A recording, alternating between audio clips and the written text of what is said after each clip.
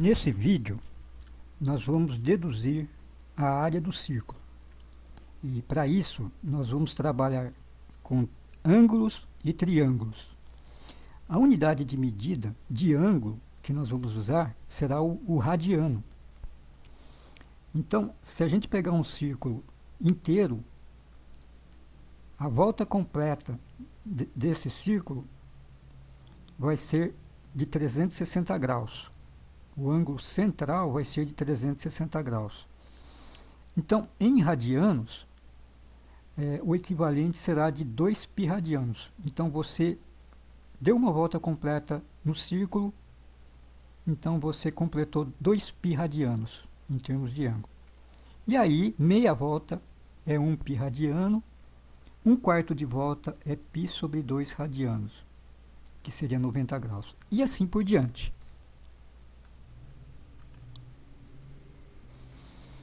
Então, veja, pessoal, se 1π radiano é 180 graus, só por curiosidade, quanto que é 1 radiano em graus? Então, é só fazer a regrinha de 3. Olha, então, 1π radiano é 180 graus, que é meia volta de círculo. Então, 1 radiano seria x, tá? Que é o ponto de interrogação. E aí, a gente faz a conta aqui, usando no lugar do π o valor de 3,1415 e pontinhos e etc. Esse número de casas depois da vírgula é infinito. Então, π é um número irracional, porque a gente não pode, não consegue escrever esse número na forma de uma divisão de dois números inteiros.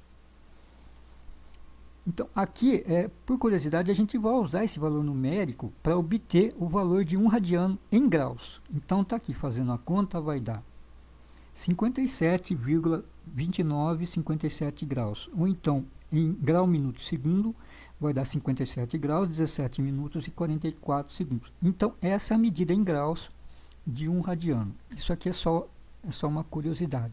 Mas, na hora da gente desenvolver a fórmula para calcular a área do círculo e o perímetro da circunferência, nós não vamos precisar usar esse valor numérico do π, de 3,1415, etc. Então, quando 1 radiano, que mede 57,2957 pontinhos, quando for igual a esse valor, o raio vai ser igual à circunferência. Então, a gente está vendo esse setor circular aqui na cor amarela.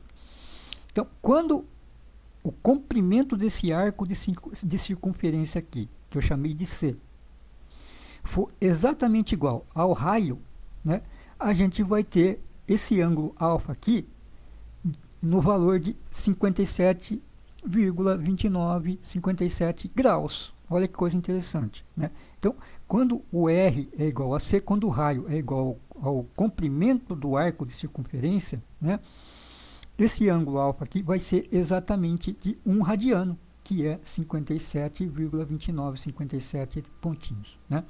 Então, a gente pode comprovar isso usando exatamente a fórmula do comprimento do arco de circunferência. Como que é a fórmula do comprimento do arco de circunferência? O comprimento da circunferência, a gente sabe que é 2πr, né? R é o raio da circunferência. Então, é o comprimento da circunferência inteira. Se a gente quer obter um pedaço, um arco, o comprimento do arco, a gente tem que pegar e adicionar mais o valor do ângulo alfa que a gente quer e dividir pelo 360. Então, ou seja, é a fração da circunferência que a gente quer obter o comprimento. Então, a gente acrescenta, multiplica pelo alfa dividido por 360. Certo? E aí, nessa fórmula aqui, se a gente isolar o alfa, aqui a gente está obtendo essa outra formulinha aqui de baixo. Ó.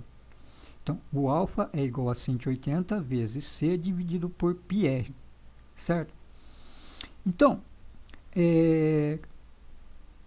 se a gente fizer C dividido pelo R, comprimento dividido... Aliás, desculpe, pessoal. Se a gente fizer o C igual ao R, ou o R igual ao C, então imagine você colocar C no lugar do R ou R no lugar do C. O que vai dar? Vai dar 1, vai ter C dividido por C. ou R dividido por R, vai dar 1. O que vai acontecer com alfa? Vai ser 180 sobre π. Né? E 180 sobre π é exatamente o valor de 1 radiano. Então, pessoal, isso aqui é uma prova, isso aqui é uma coisa adicional que eu acrescentei aqui nesse vídeo, tá? Para a gente mostrar que quando o C é igual ao R, a gente obtém um setor circular cujo ângulo central é 1 radiano, esse alfa aqui. Tá?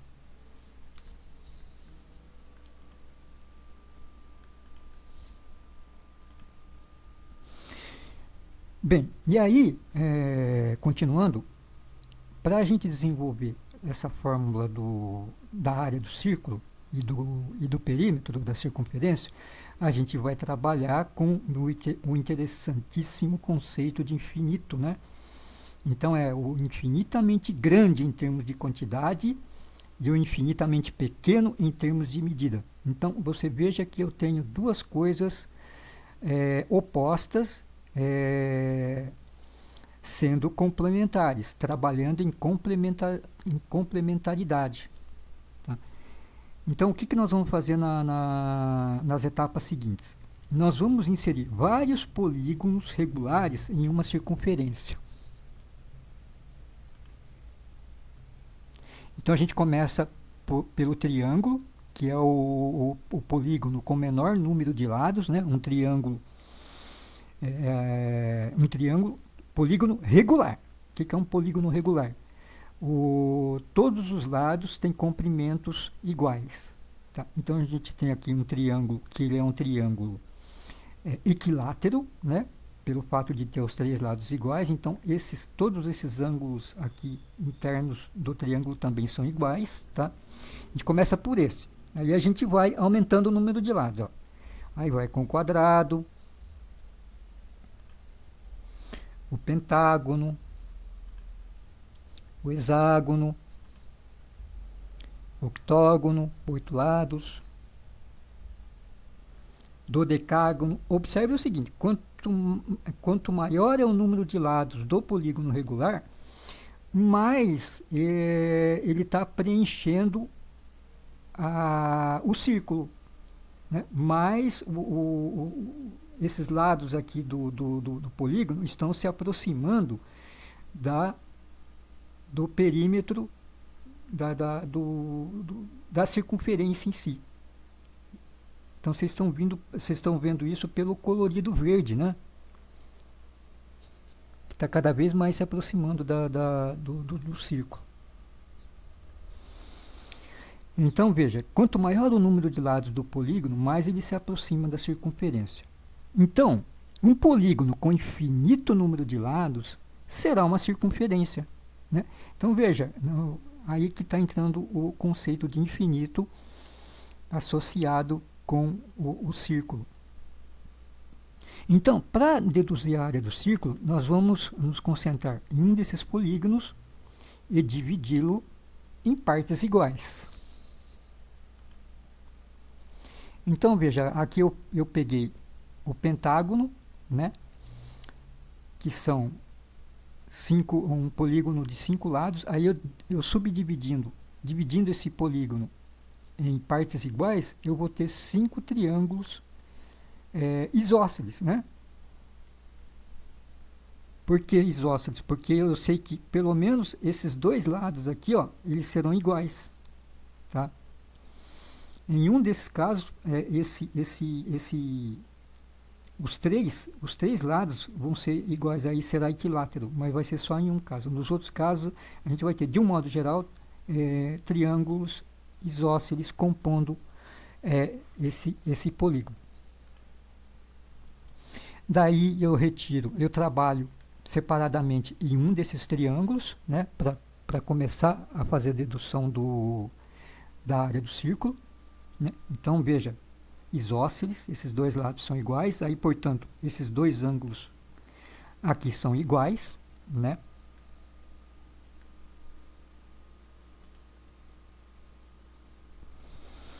E aí, veja aqui, ó, eu acrescentei aqui a altura desse triângulo aqui, ó, eu chamo de H. Então aqui, essa altura desse triângulo a gente chama de apótema, né? Então no apótema, na base desse triângulo isósceles, né, eu tenho um ângulo reto. Aqui, ó, aqui embaixo tem um ângulo reto. Então eu subdividi esse triângulo aqui, ó, em dois triângulos iguais. Dois triângulos retângulos, aliás, né? E aí nós vamos começar a fazer alguns cálculos trigonométricos aqui, né? Então aqui eu tenho que o lado, um dos lados aí desse triângulo, que é isósceles, é o raio da circunferência, né? E a base desse triângulo isósceles, né, eu tenho um comprimento que eu vou chamar de B. Então, dividindo em dois triângulos retângulos iguais, eu tenho que a base de um desses triângulos retângulos é B dividido por 2, B sobre 2. Tá? Aí eu estou mantendo aqui o ângulo alfa, que é o ângulo da base desse triângulo, que eu tenho dois ângulos da base iguais, né, por ser isósceles, e aí eu chamo aqui esse ângulo do triângulo retângulo, né, dessa parte do triângulo isósceles, né, eu chamo de beta. O que é o seno desse ângulo beta aqui, ó? Seno é o que? Cateto oposto, B sobre 2, dividido pela hipotenusa, que é o raio. Então tá aqui, ó, seno de beta é igual a B sobre 2R. E o que é o cosseno de beta? O cosseno de beta é o cateto adjacente. O que é o cateto adjacente? É essa altura, é esse apótema aqui. É o H. Então, cosseno de beta é igual a H sobre R. Então, vamos memorizando essas formuletas aí, né? Bom, e aí, olha aí o que acontece quando a gente for aumentar o número de lados do polígono, né? O que significa isso? Que eu vou inserindo cada vez mais triângulos dentro da circunferência. Eu estou aumentando o número de lados do polígono, então eu estou fazendo um polígono com número de lados cada vez maior. Então, o que está acontecendo? Veja aqui, ó, especificamente com 6 lados, com 8 lados, com 12 lados e com 16 lados. O que está acontecendo com o ângulo beta? O ângulo beta está diminuindo, ó. 6 lados, 8 lados, 12 lados, 16 lados. Então, o ângulo beta... Então, quanto maior é o número de lados do polígono que eu estou inscrevendo na circunferência, maior vai ser o número de triângulos isósceles que eu vou ter, e menor vai ser esse ângulo beta aqui, que é o ângulo do triângulo retângulo, que é produto, né, que é consequência da divisão que eu fiz do triângulo isósceles em duas partes iguais. Tá?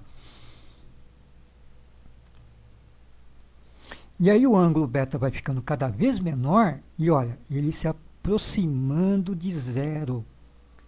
Então, se o número n de lados de um polígono tender a infinito, o ângulo beta tenderá a zero.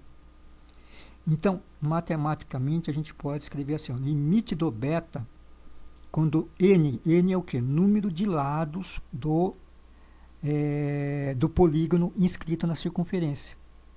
Então, o limite vai ser zero. Observe uma coisa, ele chega pertíssimo do zero, mas ele nunca vai ser zero. Aí é que está a coisa maravilhosa do infinito aqui dentro dessa demonstração da fórmula da área do círculo e do comprimento da circunferência, que nós vamos ver mais para frente daqui a pouquinho. Então, o número n de lados do polígono regular e o ângulo beta são grandezas inversamente proporcionais. Quando o número de lados é infinitamente grande, o ângulo beta é infinitamente pequeno. Olha que coisa maravilhosa. Você tem duas coisas contrastantes se complementando, né? Um número infinito de lados, né, complementando um valor infinitamente pequeno do ângulo beta. Então, o que acontece? No limite do infinito, o seno de beta é igual ao próprio beta. Mas por que isso? Porque se você pegar só a calculadora e começar a fazer umas contas lá, ó, quando esse beta aqui for zero, vai fazendo, por exemplo, pega na sua calculadora e põe seno de 0,00007. Né? Você vai ver, quanto menor, é que a sua calculadora tem um limite no visor, né? Mas você vai ver que o seno de beta vai ficando perto do próprio valor do ângulo que você quer calcular. Então, o que significa isso? Só para ilustrar. Por exemplo, seno de 0,0001 é igual a 0,001. Tá? É um exemplo. Então, a gente pode escrever aqui, ó, sem ter medo de errar, que no limite do infinito, o seno de beta vai ser o próprio beta. Consequentemente, usando o mesmo conceito, o mesmo raciocínio, o cosseno do beta vai ser 1. Né? Porque se você tiver um número infinito um polígono regular com número infinito de lados, ou seja, ele está se aproximando da circunferência, o que acontece? O beta é pequenininho, então, da mesma forma que o seno de beta vai se aproximando do beta, o cosseno do beta, como o beta está perto de zero, qual que é o cosseno de zero? O cosseno de zero é 1. Então, ele está tão perto do zero aqui, ó, tá vendo? Que a gente pode colocar aqui como 1 o cosseno do beta, porque ele está tão perto de zero, mas é aí que está a ideia do infinito. Ele não chega no zero. Ele vai chegar perto, mas não vai chegar no zero. Mas ele está tão assim, com tantas casas depois da vírgula, tem tanto zero, que a gente pode colocar aqui o cosseno do beta é 1, apesar de não ser exatamente zero. Então, isso que é maravilhoso nessa matemática que a gente está vendo aqui. Então, olha o que eu fiz aqui, ó. Eu inseri 360 triângulos isósceles na circunferência, olha. Então, olha o efeito visual que isso dá, ó. Então, o que acontece? Se eu tenho 360 triângulos isósceles, né? Então, eu tenho um polígono com 360 lados iguais inscrito nessa circunferência. Então, aquele beta lá vai ser 1 grau, certo? Então, eu vou dar um zoom aqui para vocês verem. Ó, tá vendo? Estou dando um zoom aqui, olha lá, para mostrar para vocês que são pequeníssimos triângulos inscritos na circunferência. E olha em vermelho aqui, ó, tá vendo? Quase a gente não distingue, tá?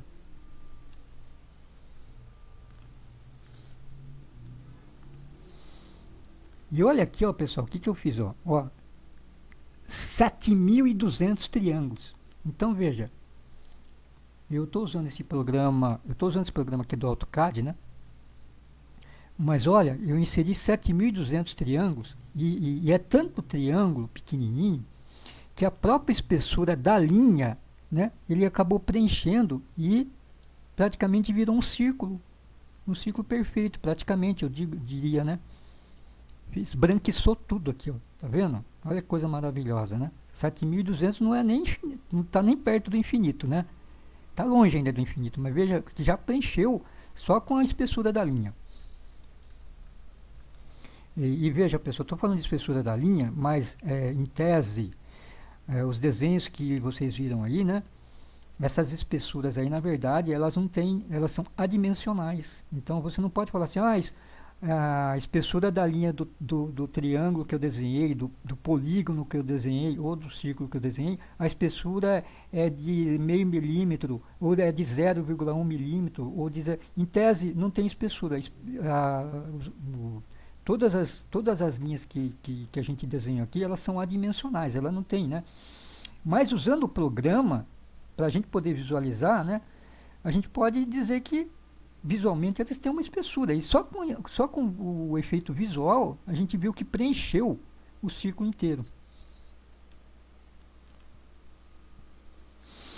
Então, agora sim nós vamos deduzir, né? Vamos calcular a área do triângulo ABC, né? E a partir daí chegar na área do círculo. Então veja aqui, ó. aqui primeiro a gente vai ver a área do círculo é o quê?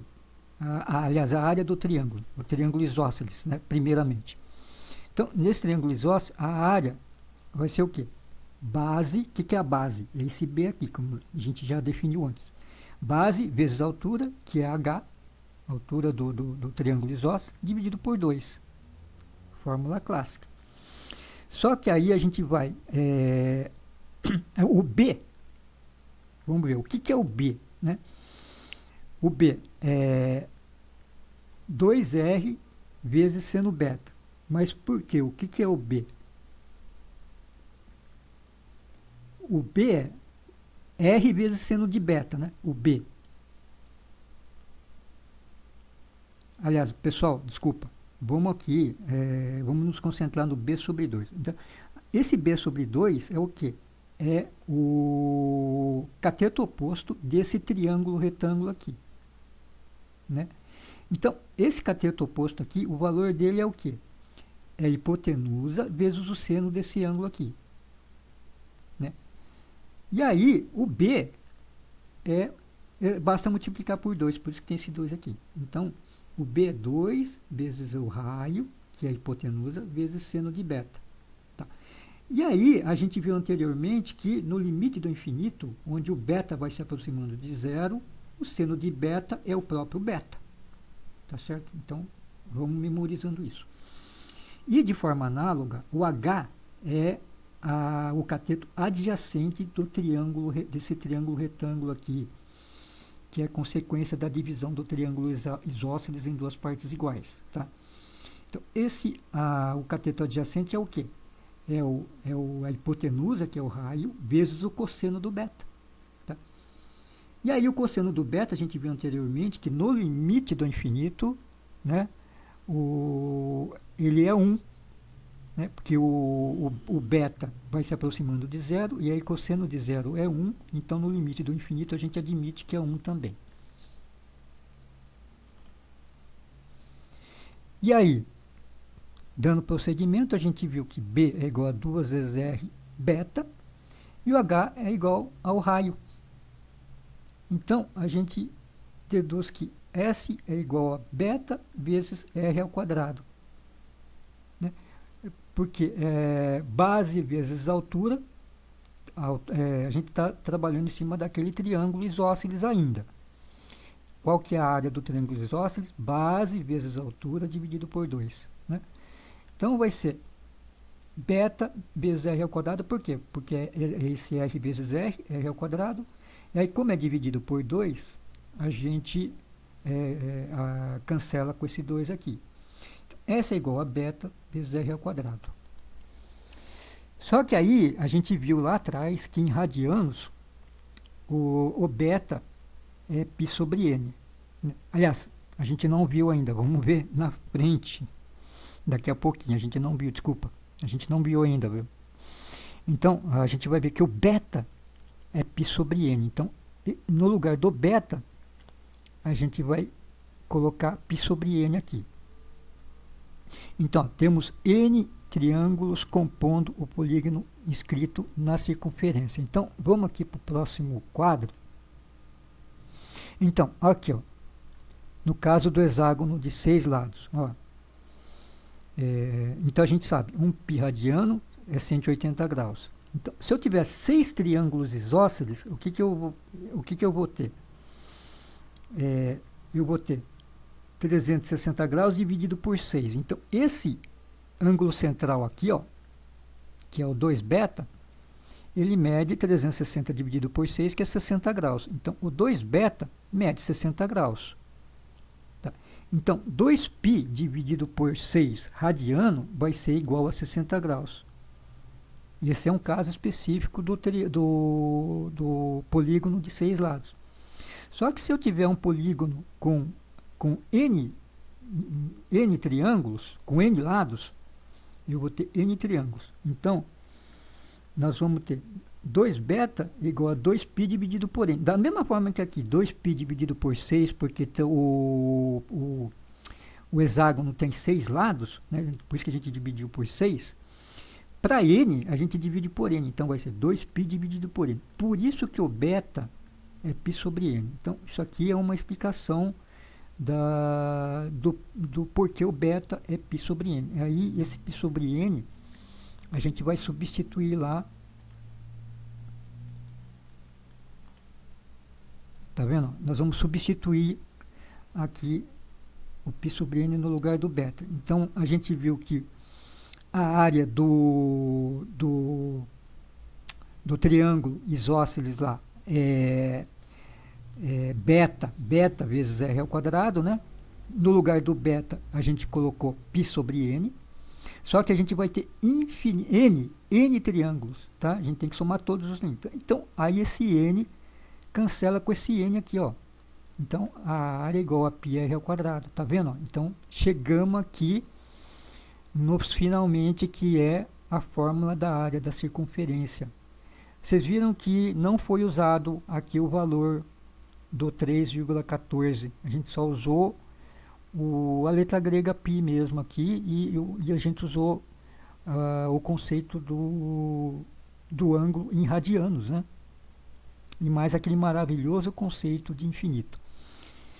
E aí, por tabela, a gente obtém o comprimento da circunferência. O que é o comprimento da circunferência? Ó, eu tenho a base B daquele triângulo isósceles. Não? Então, se vocês voltarem o vídeo lá atrás, né, o triângulo isósceles tem base B. Só que eu vou ter, no caso da circunferência, eu vou ter infinito número de lados. Então, eu vou ter n vezes B. Né? E esse B a gente viu lá que é 2 vezes R vezes beta. Né?